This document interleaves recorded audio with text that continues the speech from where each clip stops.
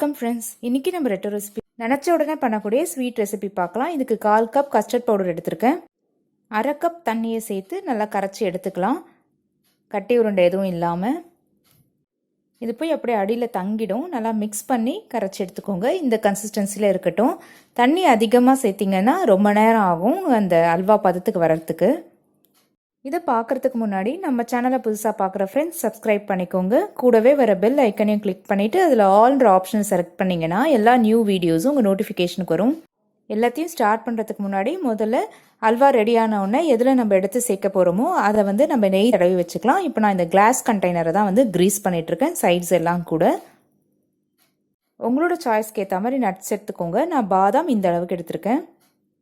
அதை இந்த மாதிரி சாப் பண்ணி எடுத்துக்கலாம். என்ன அளவு கஸ்டர்ட் பவுடரோ அதே அளவு சர்க்கரை, 1/2 டம்ளர் தண்ணி சேர்த்துருக்கேன், கரையட்டும். சர்க்கரை கரைஞ்சதுமே இப்போ நம்ம எடுத்து வச்சுருக்க இந்த கஸ்டர்ட் பவுடர் மிக்ஸை அதில் சேர்த்துடலாம். சர்க்கரையில் எதுவும் பாகுபதம் வரணும் அப்படின்லாம் இல்லை. இப்போது ஃப்ளேமை சின்னதாக வச்சுருங்க, ஏன்னா உடனே கட்டிப்பட ஆரம்பிச்சிரும். உடனே கலர ஆரம்பிச்சிருங்க, உடனே கட்டிப்படவும் ஆரம்பிக்கும் அது. இப்போது ஃப்ளேமை நீங்கள் மீடியம்லேருந்து ஹைக்குள்ளே வச்சுக்கலாம். கைவிடாமல் கலரிட்டே இருக்கணும். 5 நிமிஷம் தான் ஆகும், ரொம்ப ஈஸி தான்.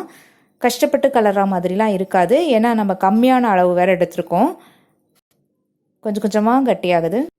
2 மினிட்ஸ்லேயே இந்த கன்சிஸ்டன்சி வந்தாச்சு. இப்போ 1 டீஸ்பூன் நெய் சேர்த்துருக்கேன்.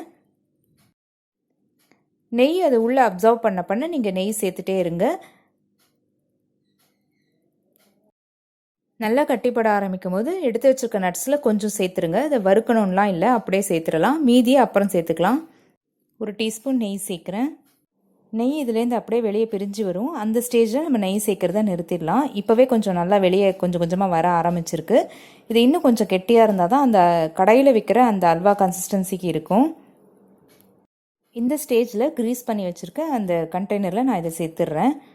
எப்படி முழுக்குன்னு விழுது பாருங்கள். பார்க்கும்போதே சாப்பிடணும் போல் இருக்குது. பீஸ் போடுற வரைக்கும் வெயிட் பண்ண முடியுமானே தெரியலை.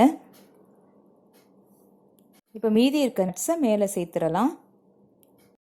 இது அப்படியே ஒரு 10 நிமிஷம் ஆறட்டும். நல்லா செட் ஆகிருக்கு. நீங்கள் சைட்ஸ் வேணால் டெஸ்ட் பண்ணி பார்த்துட்டு அதுக்கப்புறம் பீஸ் போடுங்க. இப்போ நான் மேலே ஒரு ட்ரே வச்சுட்டு அப்படியே ஜஸ்ட்டு ஃப்ளிப் பண்ணி கட் பண்ணிட போகிறேன். இது விழுதான்னு பார்க்கலாம். சூப்பராக வந்திருக்கு. டெக்ஸ்டர் எப்படி இருக்குது பாருங்கள். மொத்தமே 10 மினிட்ஸ் தான் ஆச்சு இது செய்யறதுக்கு. அவ்வளோ ஈஸியான ஸ்வீட்டு, நினச்ச உடனே பண்ணி சாப்பிடலாம். சூப்பராக ஸ்மூத்தாக கட் பண்ணலாம். கடையிலலாம் இந்த மாதிரி லெங்க்த்தியாக, அதாவது ரெக்டாங்கிளாக இருக்கும், நீங்கள் பார்த்துருப்பீங்கன்னு நினைக்கிறேன். சட்டுன்னு செய்யக்கூடிய இந்த அல்வா பிடிச்சிருந்தா ஒரு லைக் கொடுங்க. இந்த மாதிரியான அல்வா ரெசிபீஸ் பார்க்குறதுக்கு நம்மளோட சேனலில் ப்ளேலிஸ்ட்டில் செக் பண்ணுங்கள். உங்கள் ஃப்ரெண்ட்ஸ் அண்ட் ஃபேமிலிக்கும் ஷேர் பண்ணுங்கள்.